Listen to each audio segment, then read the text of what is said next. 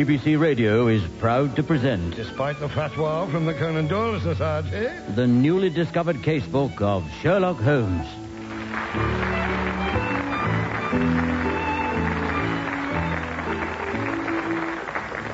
The Journal of Dr. John H. Watson, late of the 5th Northumberland Fusiliers and twice voted most glamorous field surgeon on active duty. But that's another story.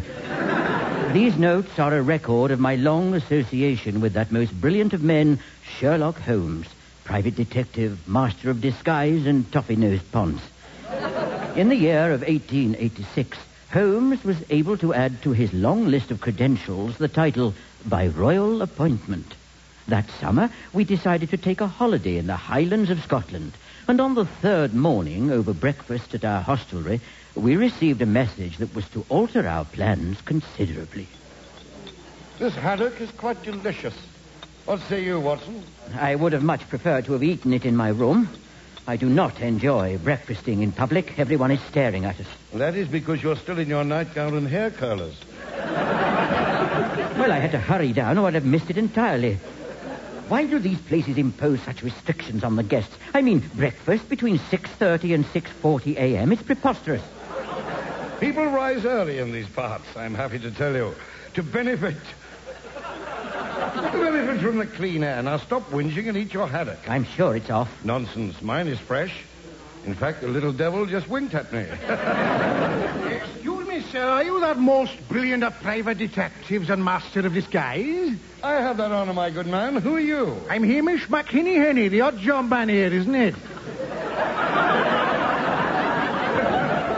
That's a Welsh accent, is it not? I can't do Scottish. Oh. What do you want, Hamish? Well, this letter just arrived for you by the every other Thursday morning post. It's marked special delivery, which is why it was delivered 5 minutes earlier than usual. Thank you very much, my man. Will there be a tip? No, there won't. Stingy git. Wait till you see what I put in your cock-a-leaky soup tonight. It's a letter from Mrs. Hudson. She says... Dear Mr. Holmes and Dr. Watson, I'm sorry to disturb your frolickings on your little holiday, but soon after you left, a visitor called to see you. He said he was from Buckingham Palace, and as he looked a bit of a ponce, I believed him. Anyways, your services are urgently required because a matter of a very delicate nature has arisen concerning our most gracious Queen. His words, not mine, as personally I think she's a sour-faced old crab. However, I digress. I told this toff where you are, so expect a visit from Royal Circle soon. Yours with knobs on, Mrs. Hudson. Uncanny, Holmes. You sounded just like her. Just another facet to my numerous talents, Watson. Mastery in disguise entails vocal dexterity as well as visual deception. I suppose I'd better pack if we are to receive a royal summons back to London. No need. This is the time of year Her Majesty resides at her Scottish residence close by. You know, the one she uses for Balmoral purposes. I believe the other people at breakfast were listening there, don't you? Oh, I think our royal summons has just arrived. I wonder why Hamish is holding a megaphone in his hand. Sherlock Holmes? Dr. Watson? The Royal Horse and Cart is here to take you to Balmoral on a secret mission. Discretion is obviously not your middle name. Why didn't you come over and tell us quietly? Were you going to offer me a tip this time? Certainly not. Then I'm not wasting my shoe leather on you. You better hurry. The royal household doesn't like to be kept waiting. You said horse and cart. I trust you meant carriage. No, cart. It's the one the Queen sends out to collect manure for the Balmoral gardens. What was it you were saying about the clean air up here? Be quiet, Watson, and put some clothes on. Oh, I say, Holmes. Balmoral certainly has splendid bathrooms. These taps are real gold. Well, I think it's a dead liberty insisting we ablute before seeing Her Majesty. Wasn't our fault we were transported here on a muck cart. Pass me the soap, will you? Very well. Oh, I say. This soap's on a rope. Look, how novel. Carved in the likeness of Oscar Wilde. How interesting. Yes, well, I shall only be washing myself from the waist up. Watch where you're putting your big toe. Remember, I'm in the shallow end. Yes, well, I've got the end with the plug hole. Haven't you two finished yet? Oh, I say, you could have waited till we said come in. Dash it all, Holmes hasn't got his clothes on. So I see. And tell me, Doctor, do you always take your bath fully dressed? When I'm sharing it, yes. I am of a somewhat modest nature. My word. You're not, are you, Mr. Holmes? May I ask who you are, sir? 1,000 apologies. I'm Parker Bowles, assistant to the Queen's private secretary. While you're toiling yourselves down, I shall put you in the picture. As you know, Her Majesty's been in deep mourning since the tragic loss of a beloved husband, the Prince Consort. 25 years ago. Some people take longer to get over things. We're extremely concerned about her mental health. Recently, she's taken to roller skating around the castle. And last week, when the Prime Minister paid her a courtesy visit, she called him a roaring old ginger, then set fire to his side whiskers. The sort of behavior one would expect from a 67-year-old monarch, I agree. But surely this is a matter of her private physician.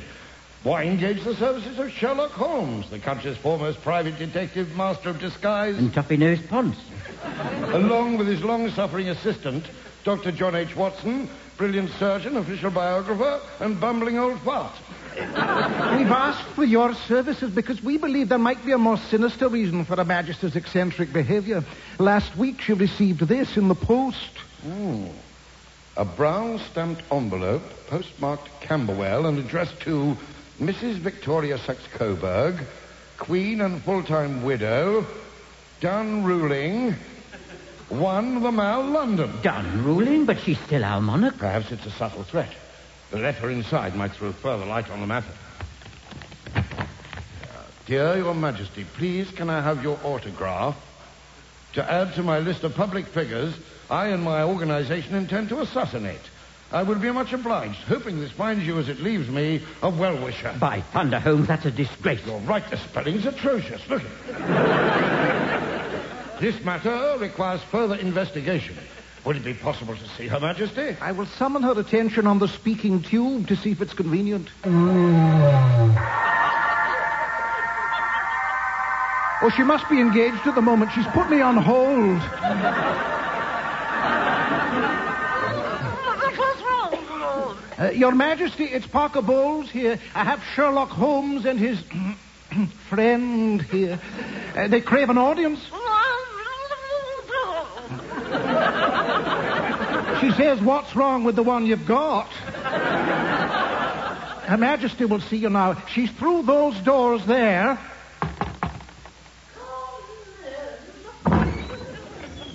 Mr. Holmes, Dr. Watson, do draw closer. Ma'am, this is indeed an honor. I do like your shower cap, Dr. Watson. It's very gay. No matter.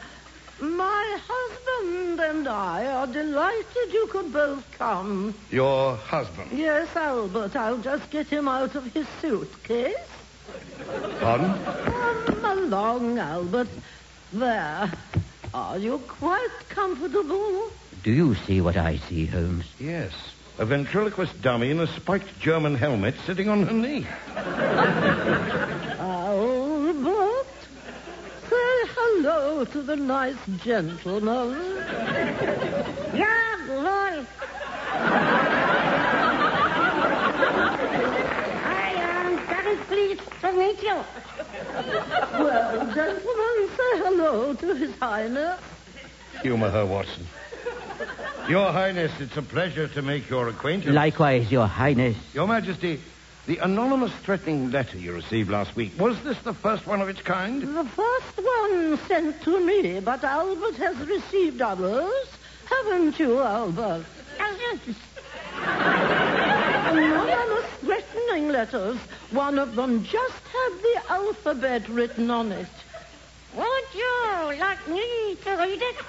Oh, that would be most interesting, Albert. And while you're doing that, I will drink this glass of water. Are you ready? I'm ready. A, D, C. The poor woman is obviously suffering a mental breakdown here. She's stark raving bonkers, Holmes. Oh, I'm sorry. I forgot that was the correct medical term for it.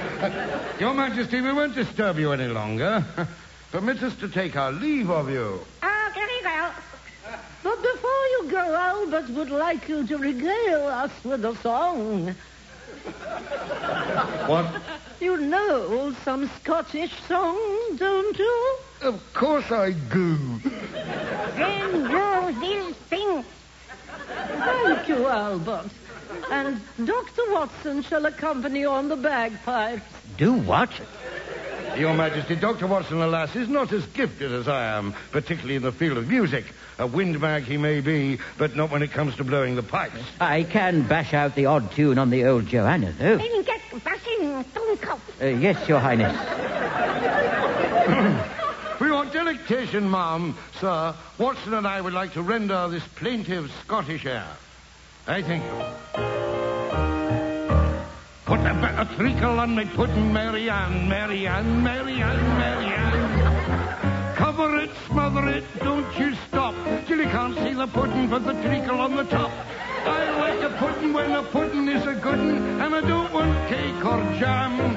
So put a bit of treacle on, treacle on, treacle on, treacle on me pudding, Mary Ann. Okay.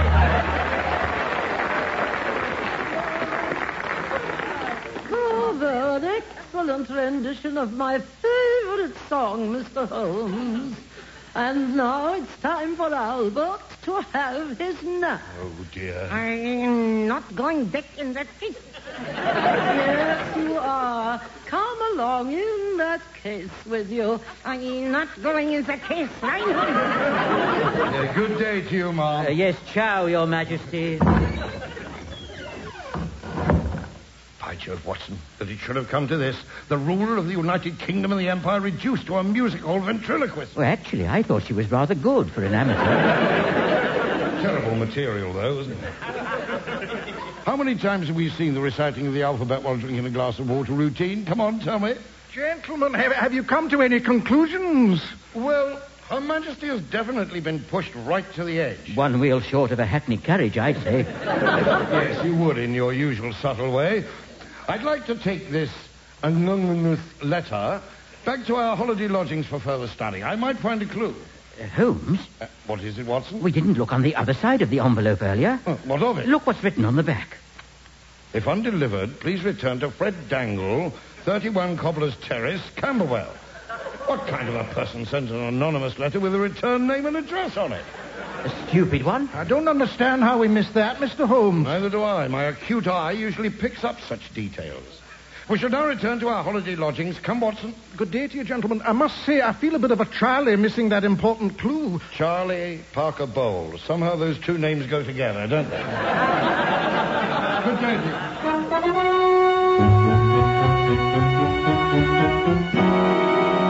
Dear reader of this journal, I bade farewell to my companion and boarded a coach to Aberdeen, where I took the sleeper to London. It arrived punctually the following morning at Waterloo. An amazing achievement, really, as it should have arrived at King's Cross. Not wishing to waste any time, I went straight to the address we had discovered written on the back of the envelope.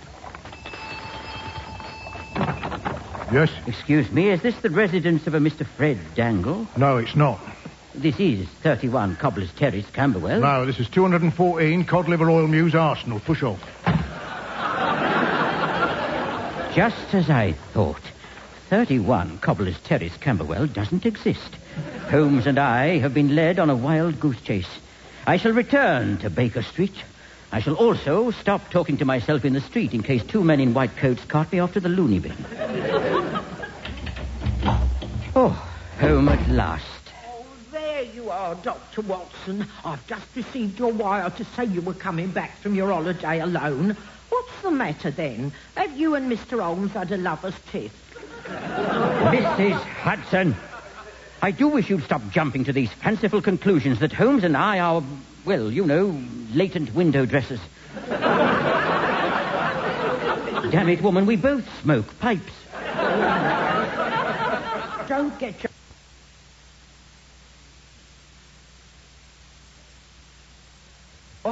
You've got a visitor, or rather Mr. Holmes has. That's who he come to see. Oh, who is it? Well, he didn't say. He's a Scotsman. Ginger hair, huge red beard, wild eyes in a kilt. Funny place to keep his eyes. You left him alone in our apartments to plunder our valuables? No, I put him in the kitchen. He's been warming his hands on me Arga. Mr. Scotchman, this here gentleman is... Oh, no, don't tell me. You must be the great man himself. Sherlock Holmes? Yes. That's me, Sherlock Holmes, brilliant detective, master of disguise, and toppy-nose pants. Yes. Permit me to introduce myself. I am the Laird of Braemar, Huey Tossin McCabe, and I'm here on a matter of a highly delicate and confidential nature. So important that I have travelled all the way from the Highlands to Baker Street on my trusty velocipede, stopping only for a wee while to wet my whistle and mend a puncture in my rubber ring. These saddles are awful hard, you can. By Jove, and this method is faster than the train? No, laddie, but cheaper. You must be famished after such a long journey. I shall get Mrs. Hudson to prepare you some supper. No need, laddie. Before I left, my dear friend, the local restaurateur, Ronald MacDonald, made me a quarter-pounder grouse burger. Toasted buns? Yeah, they feel like that after 18 hours on a mountain. But enough of these Dickensian one-liners. I am here because I need the services of the legendary Sherlock Holmes. Yes, of course. Well, my fee is 4 guineas a day plus expenses. 4 guineas? I heard you only charged 3, Mr. Holmes. Ah, yes. Well, I've had to put my prices up. Overhead, you understand. Overhead? Yes. New deerstalker. The old one's got the mange. Yeah. Don't doubt it. Fancy. Mrs. Hudson, I'd forgotten you were still here. Yes, and so is the audience. There's nothing more for me to say. I might as well be going. We shall be going ourselves in a wee moment, Mrs. Hudson Hen. Going where? To Buckingham Palace on highly secret business. By Jove. Does it concern Her Majesty the Queen? All in good time, Mr. Holmes. Before we go, I shall have to ask you to put on a disguise. Please excuse me while I lift up my kilt. Thank you. Oh, I say. I have it here in my sporran. There. So I see. I'd adjust your sporran if I were you, Mr. Tossin. Oh, my humblest apologies, madam. That reminds me, I forgot to put my sprouts on. What are these things you've just taken out of your sporran and put on the table? Your disguise, laddie. Ginger hair, red beard, and a kilt, so you can look exactly like me. Why should I want to look exactly like you? Oh, God, this man asks more questions than Jeremy McPaxman. Just put yon disguise on. Very well. There. So, what do you think? Perfect. You could be my doppelganger. Your what? It's an old Gaelic word meaning a double. Well, you mean like the gins I have during happy hour at the Crown and Septic? Nay, lassie, it means a look-alike. Sherlock Holmes now looks just like me, only shorter. And now he's put his disguise on, I shall take mine off. Stand back while I reveal myself anew. Look, Sir Massey, it's Mr. Holmes. But it can't be. Isn't this Mr. Holmes standing here, now disguised as the Laird of Braemar's twin brother? Ah, yes, I can explain. You can explain what you intended doing with the extra guinea you were going to charge me, Watson. Well, you see, But later. We have much work to do. Well, why the mystery? Why have you come back to your digs looking like an explosion in a tartan mattress factory? A most descriptive simile, Mrs. Hudson. I will answer your questions. It was imperative that my presence back in London remained undetected. Yeah, you'd better sit down, the pair of you. Here comes the long bit. Oh, God. Come back. Now, when Watson and I arrived in Braemar on our holiday, our presence caused concern among members of a certain faction operating from within Balmoral itself. They mistakenly thought we were on to them and had to find out how much we knew, hence our invitation to meet the Queen. Is this going to take long? I've still got to put my sprouts on. The real Queen Victoria is tiny in stature. Needless to say, when seated on the throne, she's even tinier. Aren't we all? Thank you. envelope Parker Bowles gave us when we first arrived had no sender's name and address on the back. That was added whilst we were having our audience with what must have been a facsimile queen. Great Scott. No, quite small and English, actually. Obviously meant to lead us on a false trail, eh? Yes, but they hadn't read my published monograph on the subject entitled Typographical Characteristics and Styles and Their Uses in the Compilation of Anonymous Threatening Letters. I'd better get on with Miss Sprout. Desist from your culinary duties for one further moment, Mrs. Hudson. I discovered the letters pasted onto the anonymous note were cut from the AA Handbook. AA Handbook? Arsenal Anarchists Movement. 214 cod liver oil Mews, Arsenal. Good grief. That's the place I inadvertently ended up at when I went to the wrong address earlier this afternoon. Exactly. We have discovered a plot to kidnap the real Her Majesty and send a number of duplicate queens to various ceremonial functions to act irrationally and thus bring the monarchy into disrepute. You must be asking yourself how I came to these conclusions. I was thinking about Mrs. Hudson Sprouts, actually. Finger, say hello to Watson's eye. Oh, that hurt. A poked finger in the eye usually does, Watson. After you left Braemar, I arranged with the local magistrate to put a tap on Balmoral's speaking tube system. So that's how you learned of the plot. I also learned that the movement had relocated their operations to the Queen's London residence, i.e., to wit and viz. Buckingham Palace. No. Yes. That's why I do not wish it to be known that I have returned. Are you saying this AA movement has infiltrated Buckingham Palace and kidnapped the Queen? Ah, Mrs. Hudson, so you put your sprouts on the back burner, so to speak, have you?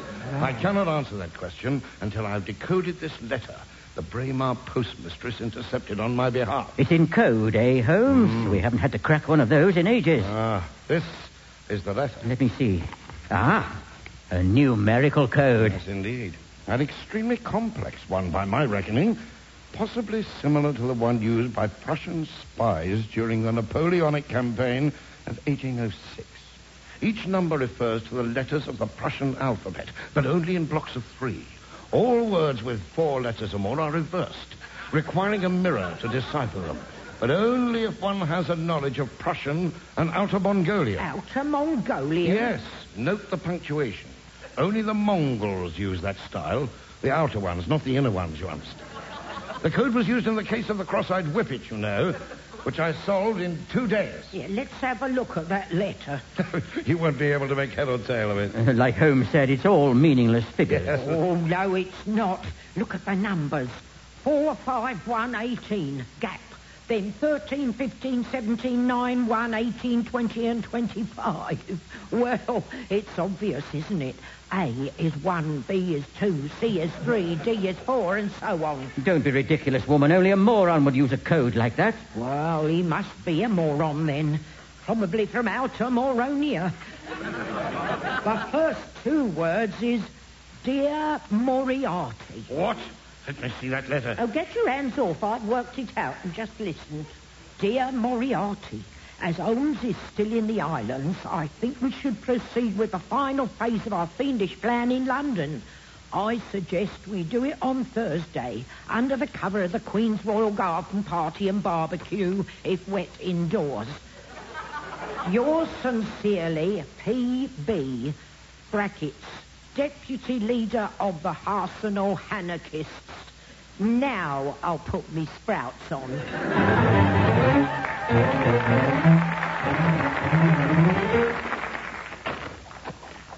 I still can't believe I'm actually walking up to the front door of Buckingham Palace, Holmes. Just remember, we're here to do a job of national importance, not to enjoy ourselves. Now, ring the bell.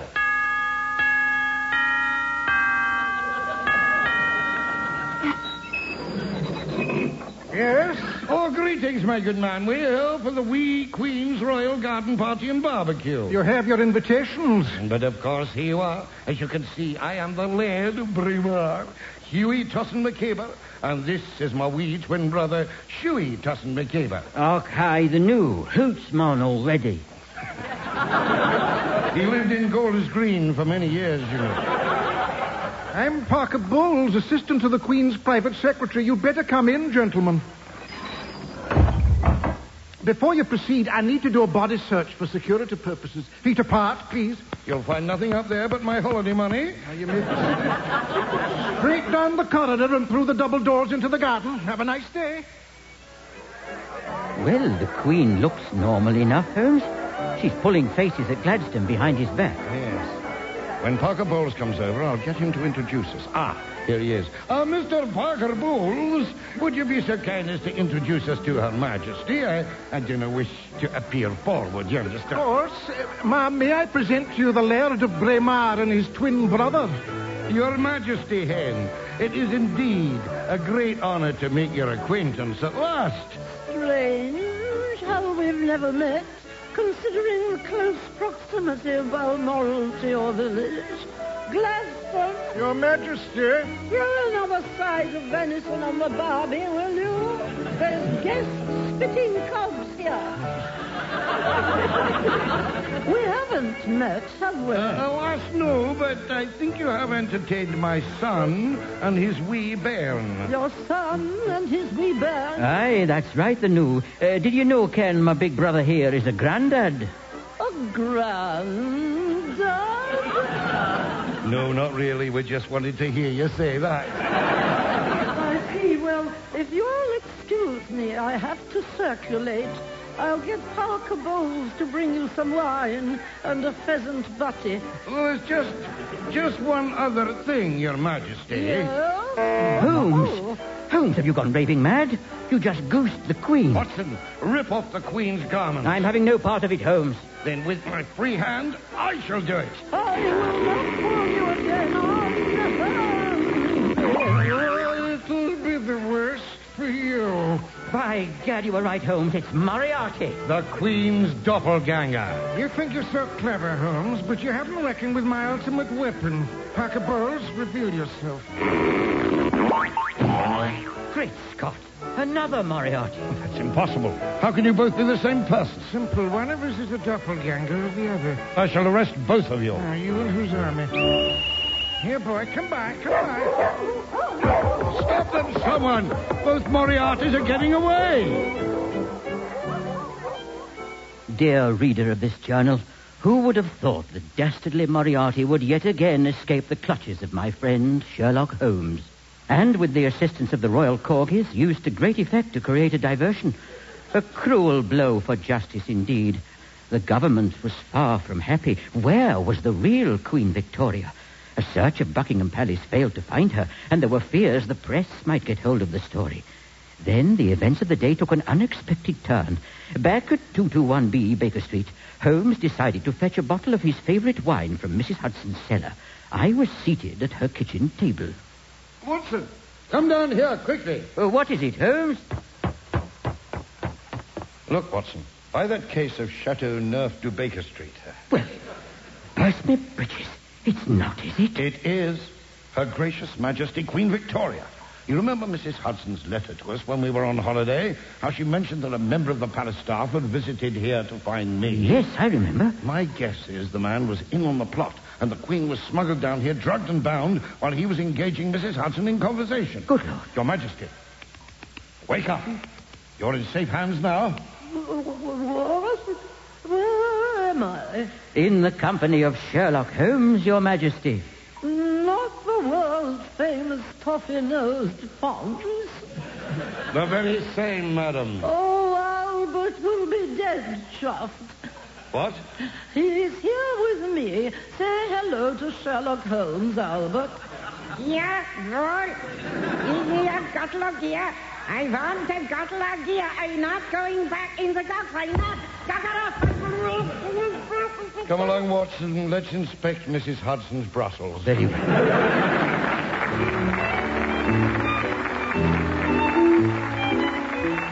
That was the newly discovered casebook of Sherlock Holmes. The part of Sherlock Holmes was played by Mr. Royston Hudd, Dr. Watson by Mr. Christopher Emmett, and Mrs. Hudson and other feminine characters were depicted by Miss June Whitfield. The portrayal of Professor Moriarty and a multitude of other masculine characters was rendered by Mr. Geoffrey Whitehead. At the pianoforte was Mr. Ian Smith. The dialogue was scribed by Mr. Anthony Hare, and the entire extravaganza was produced by Mr. Christopher Neal.